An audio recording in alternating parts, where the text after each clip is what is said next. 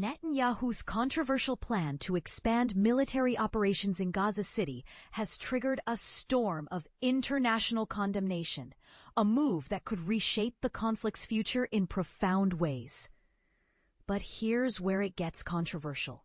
While some see it as a necessary response to terrorism, many others argue it only fuels further violence and suffering. British Prime Minister Keir Starmer openly criticized the Israeli government's intentions, calling the plan wrong, and urging immediate reconsideration. He emphasized that escalating the conflict will not bring about peace or help secure the release of hostages.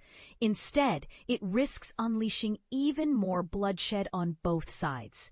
This strong message reflects growing global unease about the direction of Israel's military actions in Gaza. Echoing the UK's stance, Ursula von der Leyen, President of the European Union Commission, stated that the ongoing military expansion must be reconsidered. She advocated urgently for the release of all hostages held by Hamas, the delivery of unimpeded humanitarian aid to Gaza, and called for a ceasefire, illustrating a growing international consensus pressing for de-escalation. On the home front in Israel, opposition to the government's plans is crystallizing. The Hostages and Missing Families Forum, representing relatives of those kidnapped, issued a stark rebuke. They warned that the government's decision to pursue full occupation of Gaza effectively abandons the hostages and blatantly disregards military leadership's caution and the majority public's opposition inside Israel. This group captures the tensions many Israelis feel about a war that has dragged on relentlessly since Hamas took control of Gaza in 2007. Indeed, concerns are mounting among Israel's own citizens, many of whom are deeply troubled by the mounting civilian casualties and starvation in Gaza.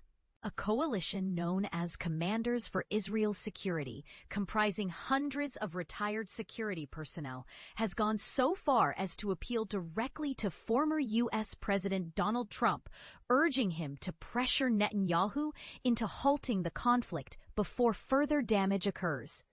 Israeli opposition leader Yair Lapid, heading the centrist Yesh Atid party, harshly criticized Netanyahu's decision, labeling it a disaster.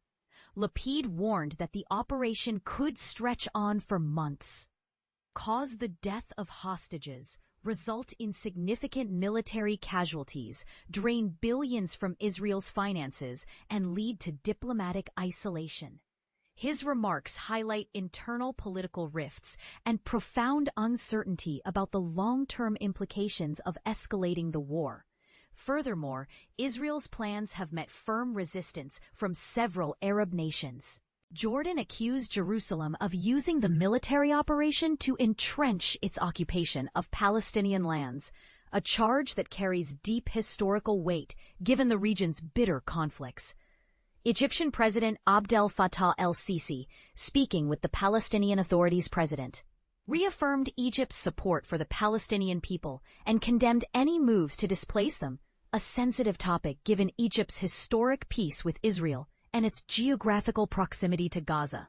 Saudi Arabia, a staunch voice for Palestinian statehood, condemned Netanyahu's strategy in the strongest and most severe terms. Riyadh warned that the international community's failure to stop Israel's offensive might not only inflame the region, but also threaten global peace, signaling the potential for far-reaching geopolitical fallout. Although Saudi Arabia currently has no formal diplomatic ties with Israel, Netanyahu had been pursuing rapprochement with the powerful Gulf state before the conflict reignited. Amid all this, the White House has so far remained silent, choosing not to immediately comment on Netanyahu's plans. While Donald Trump hasn't explicitly condemned the Israeli leader, his administration's stance appears cautious.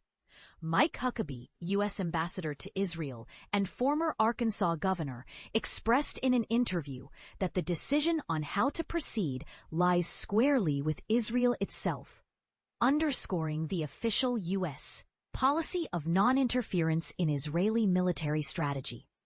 Even within the United States, public opinion has been shifting. Recent polls reveal a growing skepticism toward Israel's military actions.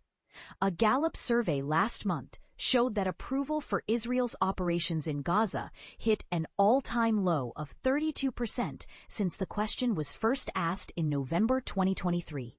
Similarly, an Economist YouGov poll found that a plurality of Americans believe Israel's attacks on Gaza are unjustified, with only 27% voicing support for Netanyahu. This declining support among the American electorate raises important questions about the future of U.S.-Israel relations and potential shifts in foreign policy. To understand why the conflict escalated to this point, it's crucial to revisit its origins. The current flare-up began with a devastating terror attack launched by Hamas on October 7, 2023, which killed approximately 1,200 Israelis and resulted in nearly 250 hostages being taken into Gaza. Israeli officials estimate that about 20 of the remaining 50 hostages are still alive, adding a deeply personal and urgent dimension to the ongoing crisis. In response, Israel launched a major air and ground campaign that has had catastrophic effects on Gaza's population. According to local health authorities, the offensive has caused more than 61,000 deaths, with women and children making up over half of the casualties. The relentless bombardment and military activity have forced civilians repeatedly to flee their homes.